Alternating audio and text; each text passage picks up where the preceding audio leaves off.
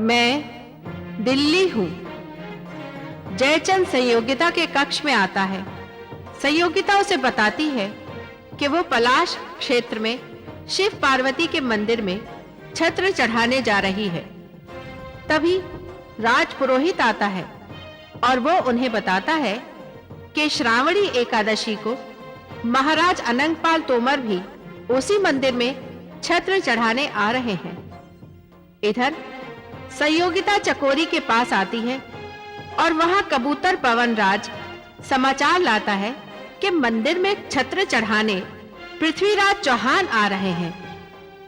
जयचंद विजयचंद से कहता है कि जब अनंगपाल तोमर मंदिर में छत्र चढ़ाने आएगा तब उसका वध कर दिया जाएगा, क्योंकि वो क्षेत्र तो उसके भाई बालूका राय का है। जयचंद बालूका राय से मिलता है और योजना बनती है अनंगपाल तोमर के वध की। बालूका राय कारागार जाता है, जहां वो ये काम एक डाकू दुर्जन सिंह को सौंपता है। और ये सब देखकर मैं सोचने लगी कि महाराज अनंगपाल की जगह तो महाराज पृथ्वीराज चौहान आ रहे हैं। अब स्थिति क्या रंग लाएगी?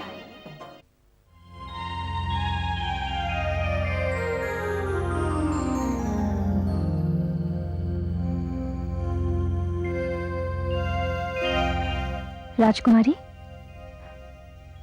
राजकुमारी, चकोरी, तुम लो। लगता है मैं हवा से बातें कर रही हूं। क्या हुआ चकोरी? पूछ रही है क्या हुआ? कहां खोई हुई थी आप? चकोरी, खोने की तो बस एक ही जगह है। हमारा ध्यान है कि उनसे हटता ही नहीं। जहां देखती हूं उन्हीं की छवि दिखाई देती है। हाँ राजकुमारी, क्योंकि दिन में सपने नहीं देखे जाते। अच्छा, सपने देखने का भी कोई समय होता है चकोरी? राजकुमारी जी, इसीलिए तो मैंने कहा था कि महाराज पृथ्वीराज चौहान को आपके मंदिर जाने का समाचार दे देते हैं। चकोरी, तू क्या समझती है, हमारा प्रेम इतना कच्चा है? नहीं चकोरी, नहीं। हमने उन्हें अपने अंतर मन से बुलाया है, तो क्या वो हमारे हृदय की पुकार को नहीं सुनेंगे? राजकुमारी, इतना विश्वास है आपको अपने प्रेम पर? चकोरी, वो प्रेम ही क्या जिसमें विश्वास ना हो। अच्छा राजकुमारी, तब तो मैं भी पुकारूंगी अपने हृदय से अपने प्रेमी को। हाँ चकोरी, अगर तुम्हारा प्रेम सच्चा है तो तुम्हारा प्रेमी अवश्य सुनेगा तुम्हारे हृदय की पुकार को। राजकुमारी जी, कहीं चंदा और चकोरी का प्रेम भी कभी झूठा हुआ है?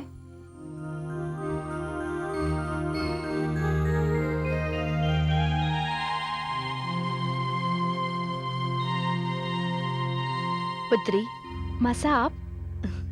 कल प्रातःकाल यात्रा आरंभ होगी। हाँ मासा, और ये रात दर्शन की प्रतीक्षा में गुजरेगी। अरे, इतनी भी क्या बेचैनी? मासा, आप बेचैनी की बात कर रही हैं? हमारा मन तो दर्शन के लिए उतावला हो रहा है। पुत्री संयोगिता,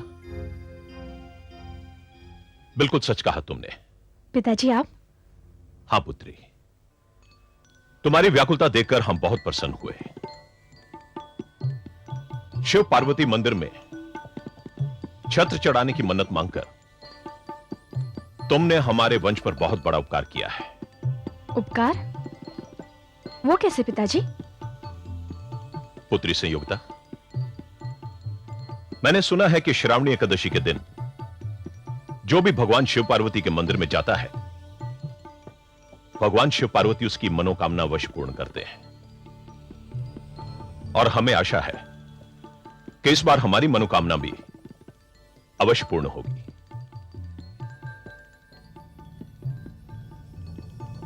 किंतु यह सब कुछ संभव हो रहा है सिर्फ तुम्हारी ही वजह से।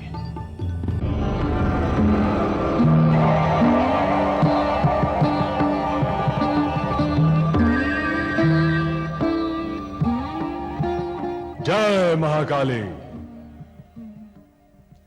सरदार दुर्जन सिंह के, सरदार दुर्जन सिंह के, सरदार दुर्जन सिंह के। नहीं नहीं, मेरी नहीं, मां महाकाली की जय कहो। महाकाली की, महाकाली के, महाकाली के। तुम सबको आश्चर्य हो रहा होगा कि हम यहां जीवित कैसे आ गए, पर इसमें आश्चर्य की कोई बात नहीं। महाकाली अपने भक्तों को कभी निराश नहीं करती। आज तुम सबके सामने हमारा जीवित आना सब महाकाली की कृपा है, जिनके कारण हमारा मृत्युदंड जीवन दान में बदल गया। किंतु इस दान के बदले हमें किसी और के प्राण लेने होंगे। किसके प्राण लेने हैं सरदार? बस तुम आज्ञा दो, हम 1000 प्राणों की बलि चढ़ा देंगे महाकाली के चरणों में। नहीं नहीं भंवर सिंह, 1000 नहीं, सिर्फ एक व्यक्ति के प्राण चाहिए। इसी शर्त पर बालूका राय ने हमें जीवन दान दिया है और हम भी उसे वचन देकर आए हैं। किसी विशेष व्यक्ति की जान लेनी है क्या सरदार? हाँ भंवर सिंह। कौन है वो व्यक्ति सरदार? भंवर सिंह, वो व्यक्ति है इंद्रप्रस्थ के महाराज अनंगपाल तोमर। सरदार, ये तो सरासर अन्याय है। जिस बालूका राय ने हमारे इतने सहयोगियों को चुन चुन के मौत के घाट उतार दिया, और जो तुम्हें भी मृत्युदंड देने जा रहा था, उस हत्यारे को मारने की बजाय हम इंद्रप्रस्थ के महाराज अनंगपाल तोमर जैसे ऐतिहासिक पुरुष की हत्या कर दें? नहीं भंवर सिंह, नहीं। हमने बालूका राय को वचन दिया है कि अपने प्राणों के बदले हम अनंगपाल तोमर का सर काटकर उसका काट चुका देंगे। नहीं सरदार, जब तक हम इंद्रप्रस्थ में थे, महाराज अनंगपाल तोमर से हमारा कोई मतभेद नहीं था। हमारे ही हाथों समाज के प्रति अन्याय होता रहा। इंद्रप्रस्थ का क्षेत्र छोड़कर जब हम यहाँ आए तो बालूका राय ने तुम्हें छल से पकड़ा था। उसने तो तुम्हारा अपराध क्षमा करने का वचन दिया था, तभी तो तुमने अपने 6 साथियों के साथ हमारे रोकने पर भी उसके सामने आत्मसमर्पण कर दिया था। फिर भी उसने तुम्हें मृत्यु दंड दिया था। क्या भूल गए उस छल को? पर भंवर सिंह, उसने अपने छल को उपकार में बदल दिया है। यह भी छल है उसका, उपकार नहीं सरदार। भंवर सिंह, तो तू क्या चाहता है? हम अपना वचन तोड़ दें? हम भी छल करें उसके साथ? छल करने वाले के साथ छल करना कोई पाप नहीं है सरदार। भंवर सिंह, वो राजा है और हम डाकू। एक राजा ने अपना वचन तोड़ा तो किसी को याद नहीं रहेगा, परंतु एक डाकू ने अपना वचन निभाया तो दुनिया सदा याद रखेगी। लेकिन सरदार, भंवर सिंह, हमने जो कहा वही होगा, और अगर किसी ने इसका विरोध किया तो महाकाली की सौगंध, हम इसी समय उसका सर काटकर महाकाली के चरणों में चढ़ा देंगे। आज्ञा दो महाराज, हमें कब, कहां और किस समय अनंतपाल तोमर का वध करना है? तो सुनो, यह वध होगा श्रावणी एकादशी के दिन जमुना किनारे, जब अनंतपाल तोमर शिव पार्वती के मंदिर में छत्र चढ़ाने जा रहे होंगे।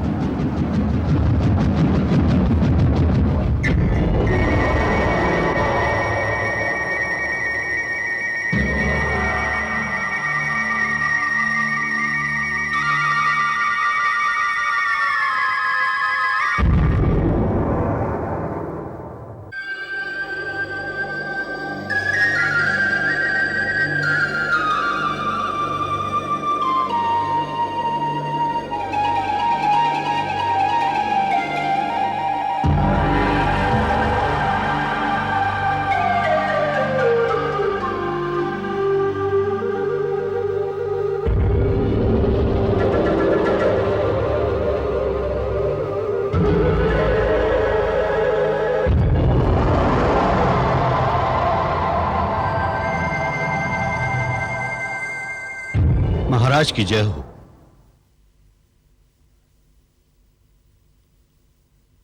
कहिए महामंत्री जी, क्या बात है? महाराज, एक व्यक्ति आपसे मिलने आया है। उसने अपना चेहरा ढक रखा है। वो कहता है आपसे बात करनी है। साथ ही वो ये भी कहता है कि यदि भेंट नहीं हुई तो एक बहुत बड़ा अनर्थ हो जाएगा। महाराज, देखने में वो आदमी बहुत खतरनाक है। मेरे विचार से तो महामंत्री जी, केवल देखकर आने वाले के बारे में अपनी कोई धारणा बना लेना उचित नहीं है। जाइए, उसे अंदर भेजिए। जो आज्ञा महाराज।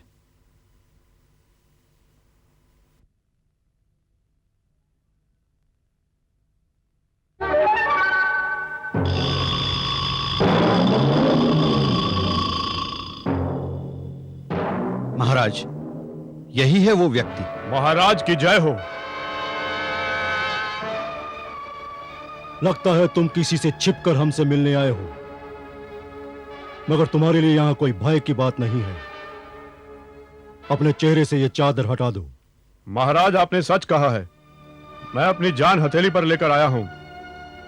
मैं आपसे एकांत में बात करना चाहता हूं। नहीं महाराज, हम आपको अकेला नहीं छोड़ेंगे, क्योंकि हमें इस व्यक्ति पर संदेह है। महामंत्री जी, हमारा नाम भी सोमेश्वर है। क्या आप चाहते हैं कि हम अपने ही महल में किसी भी आने वाले व्यक्ति से इस तरह डर जाए? नहीं, हम इससे एकांत में बात करेंगे। यह हमारी आज्ञा है। जी महाराज।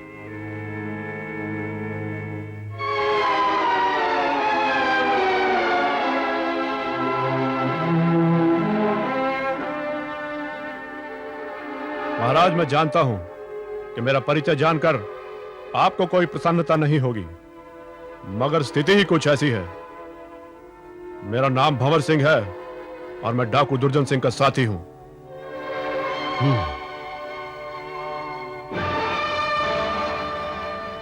हमारे यहां आने का कारण? महाराज, मैं बड़ी मुश्किल से यहां तक पहुंचा हूं। कल श्रावणी एकादशी है। इंद्रप्रस्थ के महाराज अनंग पाल तोमर भगवान शिव पार्वती के मंदिर में छत्र चढ़ाने आ रहे हैं, और मेरे विचार से अब तक वो राजधानी से चल पड़े होंगे। आगे कहो। कन्नौज नरेश, जयचंद के छोटे भाई बालूका राय ने रास्ते में ही महाराज अनंग पाल तोमर की हत्या करने की योजना बनाई है। क्या? ये क्या कह रहे हो तुम? मैं सत्य कह रहा हूं महाराज। इतिहास साक्षी है कि आज तक राजनीति ने धर्म क्षेत्र में हस्तक्षेप नहीं किया। मंदिर क्षेत्र सदा ही स्वतंत्र क्षेत्र रहा है। वहां किसी भी तरह का रक्तपात नहीं हो सकता। महाराज, इसीलिए उन्होंने यमुना किनारे उनकी हत्या करने की योजना बनाई है, और इस हत्या का बीड़ा उठाया है डाकू दुर्जन सिंह ने। क्या? महाराज, मैं भी एक डाकू हूं। मेरे साथ आपको जो करना है आप कर लीजिए, मगर मैं अपने सरदार से छिपकर यहां आया हूं। मैं ये कभी सहन नहीं कर पाऊंगा कि महाराज अनंग पाल तोमर जैसे महान व्यक्ति की मृत्यु एक डाकू के हाथ से हो। महाराज, समय बहुत कम है। अब तक तो वो लोग चल पड़े होंगे।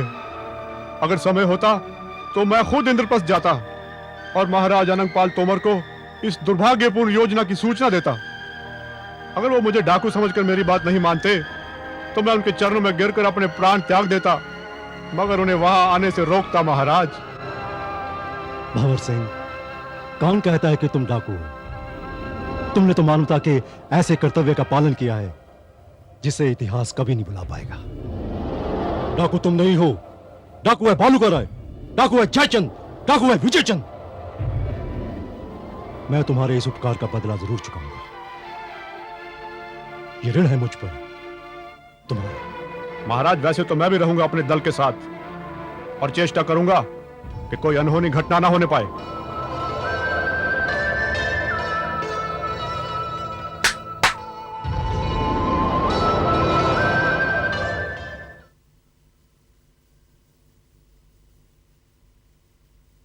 जी महाराज। महामंत्री जी, हमें शीघ्र ही प्रस्थान करना है। जो आज्ञा महाराज। भंवर सिंह, अब तुम भी चलो। तुम्हारे दल वाले तुम्हारी प्रतीक्षा कर रहे हैं। जी महाराज। महामंत्री जी, 25-30 सरदारों को तैयार करो। हमें शीघ्र ही प्रस्थान करना है। पर ऐसी क्या बात हुई महाराज? ये हम तुम्हें रास्ते में समझा देंगे। जो आज्ञा महाराज।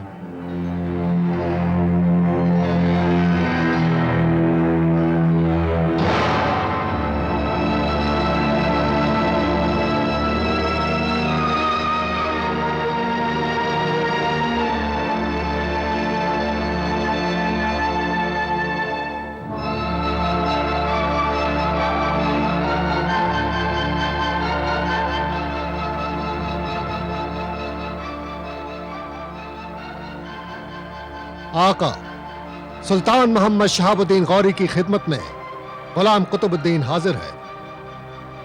कुतुबुद्दीन, हम तुम्हारा बहुत बेचैनी से इंतजार कर रहे थे। कहो। मेरे आका, आपके हुक्म के मुताबिक फौज को तैयार रहने का हुक्म दे दिया गया है। बेशक हम यही चाहते हैं कि दुश्मन की सरकों भी जितनी जल्द हो की जाए।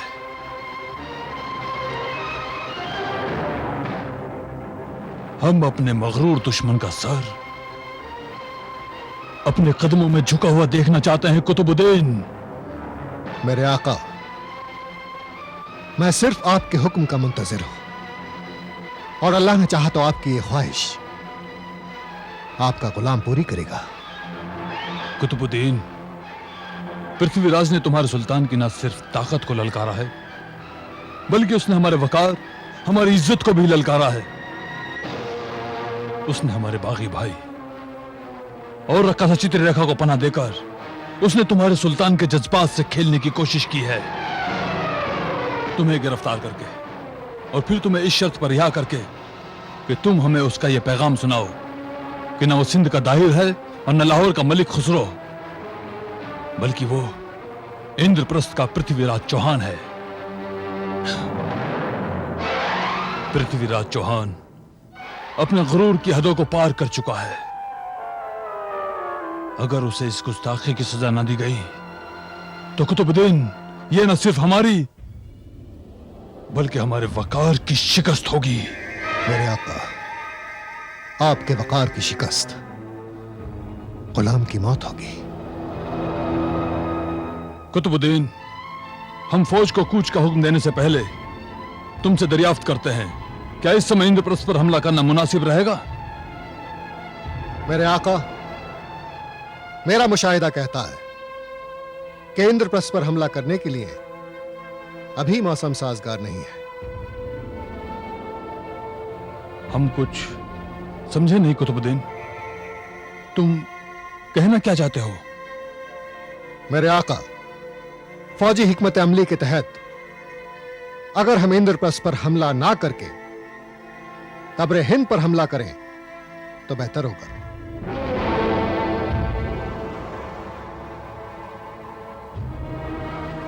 तब्रे हिंद पर हमला कुतुबुद्दीन? जी हां मेरे आका, तब्रे हिंद, जिसका दूसरा नाम भटिंडा भी है, यह पृथ्वीराज चौहान की सल्तनत की सरहदी चौकी है। इसकी अहमियत इंद्रप्रस्थ के लिए वही है जो दर्रा खैबर की हिंदुस्तान के लिए है। यानी अगर दर्रा खैबर हिंदुस्तान का दरवाजा है तो तब्रे हिंद इंद्रप्रस्थ का दरवाजा है। हम तुम्हारी तदबीर और हिकमत अमली के कायल हो गए। बेशक तुम्हारी राय से हमें 100% इत्तेफाक है। तारीख गवाह है, सरजमीन हिंदुस्तान पर अब तक जितने भी हमलावर आए वो दर्रा खैबर को फतेह करके ही हिंदुस्तान की सरहद में दाखिल हुए। मेरे आका, गुलाम की इल्तिजा है कि कूच करने से पहले सुल्तान एक बार फौज का मुआयना कर ले। कुतुबुद्दीन, हमें खुद से ज्यादा तुम पर एतमाद है। गुलाम इसे अपनी खुशकिस्मती तस्वुर करता है और अब गुलाम यह जानना चाहता है कि फौज को रवानगी का हुक्म कब दिया जाए। कुतुबुद्दीन, इसका फैसला भी हम तुम पर छोड़ते हैं। मेरे आका, गुलाम ने कूच का वक्त रात के दूसरे पहर पर मुकर्रर किया है। इस तरह हम तब्रे हिंद रात की तारीकी में पहुंचेंगे। और मेरे आका, हिंदुस्तानियों की यह रिवायत है कि वो सूरज गुरूब होने के बाद जंग नहीं करते। उनकी इसी कमजोरी का फायदा हम उठाएंगे। रात की तारीकी में किया हुआ हमला दुश्मन को सरासीमा कर देगा। वो इस अचानक किए हुए हमले की ताब ना ला सकेंगे और हम अपने बहुत ही कम नुकसान के साथ तब्रे हिंद पर काबिज हो जाएंगे। कुतुबुद्दीन, तुमने तो हमारे एतमाद को यकीन में बदल दिया। तब्रे हिंद पर हमला इंद्रप्रस्थ पर हमारी फतेह का ऐलान है। रात का दूसरा पहर फौज की रवानगी के लिए मुनासिब वक्त है। सुल्तान का हुक्म सराखों पर।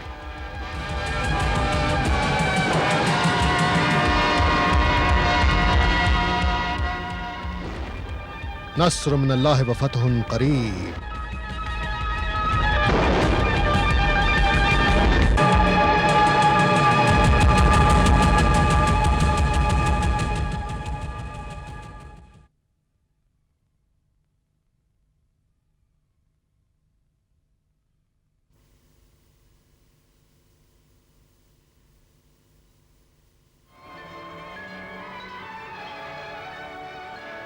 क्या बात है वैद्यराज?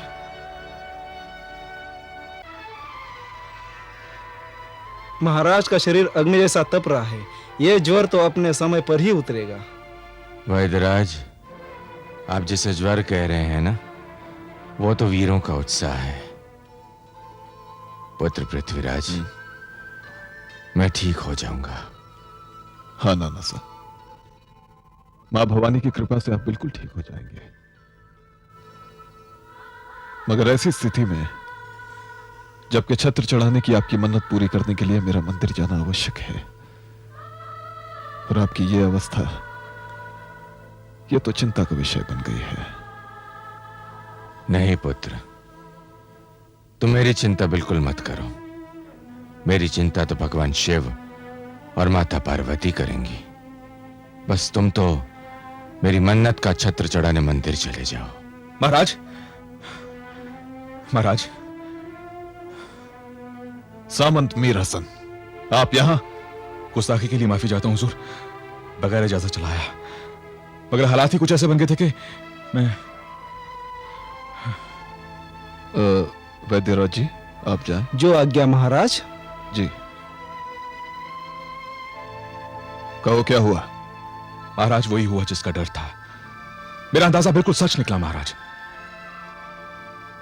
कोई गंभीर बात लगती है। हाँ महाराज, मुझे नागौर के महल से अभी अभी इत्तला मिली है कि सुल्तान मोहम्मद गौरी की फौजें बड़ी तेजी के साथ भटिंडा की तरफ कूच कर रही हैं। क्या कहा? उस दुष्ट का यह साहस!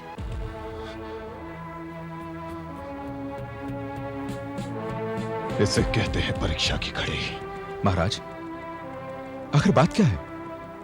सामंत मीर हसन, आप तो जानते हैं कि हमें मन्नत का छत्र चढ़ाने के लिए पलास क्षेत्र जाना है, और यहां नानासा की यह अवस्था, और वहां शत्रु का अचानक आक्रमण। ये परीक्षा की घड़ी नहीं है तो और क्या है? पुत्र पृथ्वीराज जी, इसमें घबराने की कोई बात नहीं है। तुम तो जाओगे मंदिर छत्र चढ़ाने, और रहा शत्रु का आक्रमण, तो अनंगपाल तोमर अभी जीवित है। इस दुस्साहस का उत्तर मैं दूंगा। ये आप क्या कह रहे हैं नाना साहब? नहीं, आप इस अवस्था में रणभूमि में नहीं जा सकते। अगर मैं नहीं जा सकता तो तुम जाओगे पुत्र, और तुम्हारे स्थान पर मैं जाऊंगा मंदिर। नहीं नाना साहब, ना आप रणभूमि में जा सकते हैं और ना मंदिर। तो मैं क्या करूं पुत्र? महाराज, अगर आपको मीर हसन की जात पर एतबार है तो मोहम्मद गौरी का सामना करने के लिए मैं जाऊंगा भटिंडा।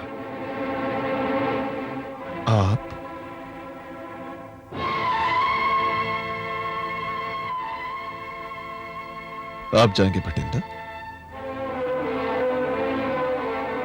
आप जाएंगे मोहम्मद गौरी का सामना करने? इसका मतलब यह हुआ महाराज कि आपको मीर हसन पर भरोसा नहीं है?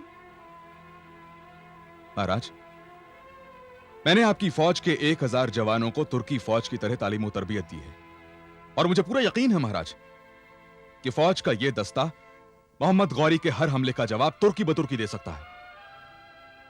मीर हसन, हमें आप पर पूरा विश्वास है।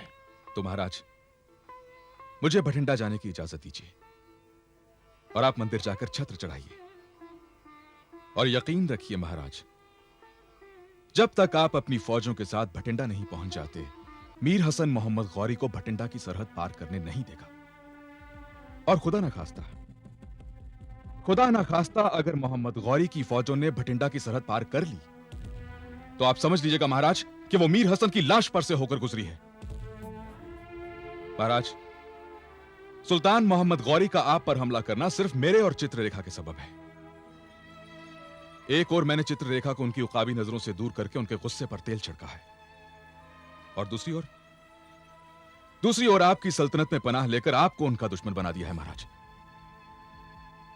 कुतुबुद्दीन की गिरफ्तारी और रिहाई ने सुल्तान के गुरूर को और भी ज्यादा भड़का दिया है महाराज, और इन सब की जिम्मेदारी सिर्फ मुझ पर आयद होती है, मुझ पर। अगर आपने मुझे भटिंडा जाने की इजाजत नहीं दी महाराज, तो मैं जिंदगी भर अपने आप को गुनहगार समझता रहूंगा।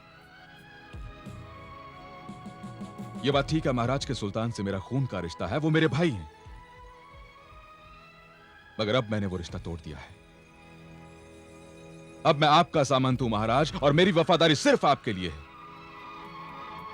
मेरी जिंदगी पर आपका एहसान है महाराज पृथ्वीराज चौहान, और मेरे जिस्म पर पूरे इंद्रप्रस्थ का एहसान है। मैंने आपका नमक खाया है महाराज, और अब मैं उस नमक के हक को अदा करना चाहता हूं। अगर आपके दिल में इस बात पर जरा सा भी शक है कि मैं मोहम्मद गौरी का भाई हूं और यह रिश्ता मैदान जंग में मेरी कमजोरी का सबब बन सकता है, तो मैं इस बात का सबूत अभी और इसी वक्त दे सकता हूं, अपना खून बहाकर। नहीं मीर हसन, नहीं।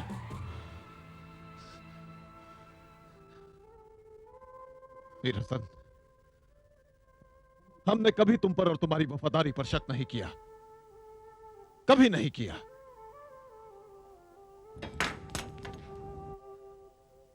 भटिंडा तुम ही जाओगे और हम जाएंगे मंदिर छत्र चढ़ाने। हम ईश्वर की सौगंध खाकर कहते हैं मीर हसन कि हमने तुम्हें कभी अपने शत्रु का भाई नहीं माना, बल्कि हम तो तुम्हें अपना भाई मानते हैं। और आज हम ये गर्व के साथ कह सकते हैं कि हमारा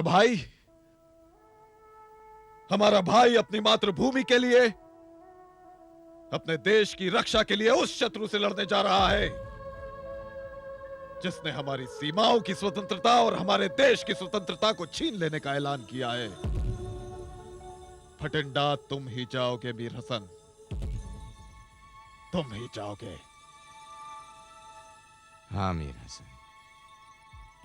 लगता है कि समय नया इतिहास लिखने जा रहा है, जिसमें यह सिद्ध होगा कि अपनी मातृभूमि की रक्षा के लिए उसके सपूत खून के रिश्तों को भुलाकर अपना खून किस तरह बहाते हैं। बहुत बहुत शुक्रिया महाराज।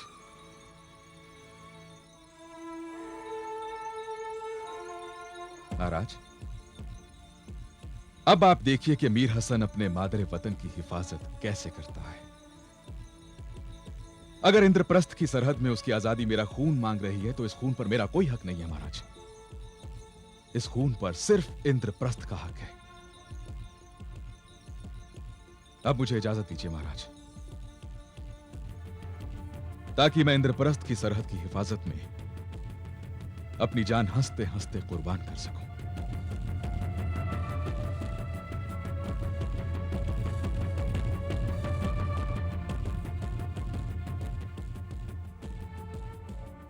जाओ मीर हसन, जाओ। हमारी शुभकामनाएं तुम्हारे साथ हैं। भगवान तुम्हारी रक्षा करे। जाओ। खुदा हाफिज महाराज।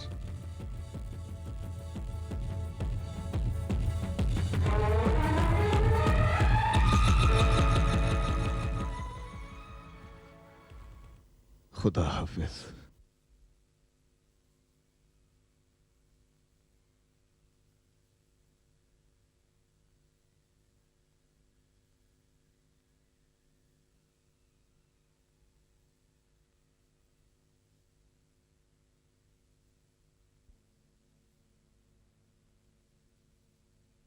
चकोरी, सोई नहीं क्या? राजकुमारी, ये रात भी कोई सोने की रात है, जहां प्रीतम से मिलन की आशा के मोती बरस रहे हैं, जहां आंखों से प्रेम की छमाछम बरसात हो रही है, वहां नींद आ सकती है? हाँ चकोरी, हमारा भी हाल ऐसा ही है। एक बात तो बता, जब मनुष्य प्रेम करता है तो उसमें इतना बदलाव कैसे आ जाता है? जब तक हमने महाराज पृथ्वीराज चौहान को देखा नहीं था, जब तक उनका प्रेम हमारे मन में नहीं था, हमारा मन एक उड़ते पंछी की तरह था। ना आंखों में प्रतीक्षा थी और ना मन में व्याकुलता। पर अब ऐसा क्यों है? प्रेम दो आत्माओं का मिलन है राजकुमारी। दो शरीर एक दूसरे में मिल जाते हैं। सांसों में किसी के सांसों की सुगंध समा जाती है, आंखों में किसी के सपने, मन में किसी के प्रेम की ज्वाला दहकती रहती है। तब मन अपना मन नहीं रहता, आंखें अपनी आंखें नहीं रहती, सोच अपनी सोच नहीं रहती। सब कुछ तो बदल जाता है, सब कुछ किसी और का हो जाता है। रात को नींद नहीं आती, दिन में चैन नहीं आता, बस आती है तो किसी की याद, जो आती ही चली जाती है। चकोरी, कहने को तो ये एक रात है, लेकिन इसका हर एक पल एक युग के समान लग रहा है। एक अनजान सी पीड़ा है, एक मीठा मीठा सा दर्द है, एक अजीब सी बेचैनी है। ये तो अच्छा हुआ चकोरी कि हमने तुम्हें अपने पास बुला लिया, वरना न जाने ये रात हमारे साथ क्या करती। हाँ राजकुमारी, अगर मैं आपके पास ना आती तो पता नहीं इस रात की तन्हाई मेरा क्या हाल करती। चकोरी, जो दशा हम दोनों की है, क्या वही दशा उन दोनों की भी होगी? राजकुमारी, हृदय लेने और हृदय देने का नाम तो प्रेम है। राजकुमारी, ये वो अग्नि है जो समान रूप से दोनों ओर जलती है। जो इधर हो रहा है वही उधर भी हो रहा होगा। चकोरी, ये क्या? हाँ राजकुमारी, इसे कहते हैं आंखों में रात काटना।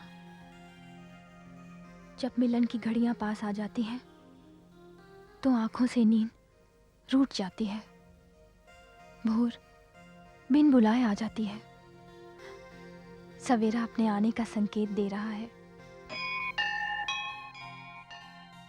राजकुमारी, सुन रही हैं मंदिर की घंटियां? ये कह रही हैं, चल भोर भई, तुम्हें यात्रा पे जाना है। हाँ चकोरी, न जाने कब इन दर्शन की प्यासी आंखों की प्यास बुझेगी। प्यास तो तब बुझेगी राजकुमारी, जब यात्रा समाप्त होगी, और उसके लिए आवश्यक है यात्रा को आरंभ करना।